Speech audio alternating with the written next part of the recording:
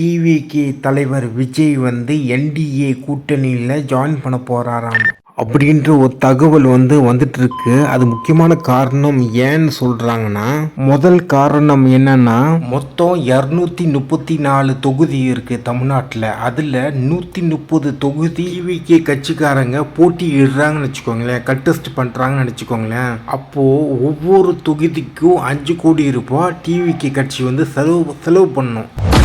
அந்த செலவு பார்த்திங்கன்னா அந்த கட்சியில் இருக்க எம்எல்ஏவே அவரே தனியாக அந்த செலவு பண்ணோம். அதுக்கப்புறம் இன்னொரு முக்கியமான ஒரு விஷயம் என்னென்னா, அந்த நபருக்கு ஃபைனான்ஷியல் மேனேஜ்மெண்ட் நல்ல தெளிவாக கிளாரிட்டியாக தெரிஞ்சிருக்கணும். அந்த மாதிரி நபர்கள் டிவிகேல இப்போ யாருமே அவ்வளோவா இல்லை. ஒரு 30 தொகுதிக்கு கூட ஆள் சேர்க்கறதுக்கு ரொம்ப கஷ்டமான ஒரு இடத்துல தான் அவங்க இருக்காங்க. இதுதான் அரசியல் யதார்த்தம்.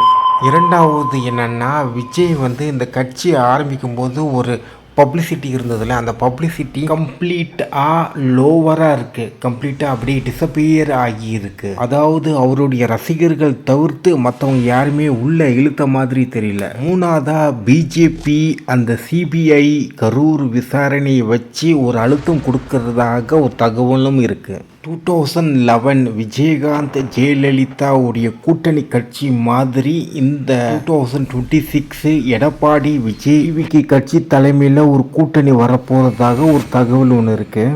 அஞ்சாவதாக இப்போ ஒரு பேச்சுவார்த்தை ஒன்று போயிட்டு இருக்கு. அதில் விஜய்க்கு ஏடிஎம்கே 50 சீட்டு கூட டெப்யூட்டி சீஃப் மினிஸ்டர் பதவியும் தரதாக ஒரு கருத்து ஒன்று போகுது. பார்ப்போம் எப்படி ஆகுதுன்ட்டு.